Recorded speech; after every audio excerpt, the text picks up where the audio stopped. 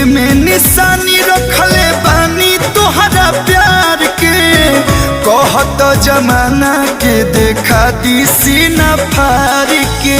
केहू पागल कही केहू आशिकाना कही, आज हम कहतानी कल जमाना कही।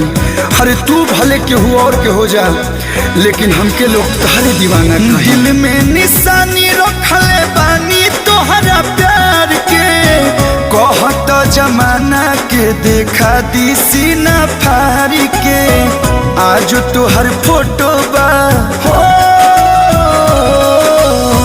आज तोहर फोटो बा करे जावा में टांगल।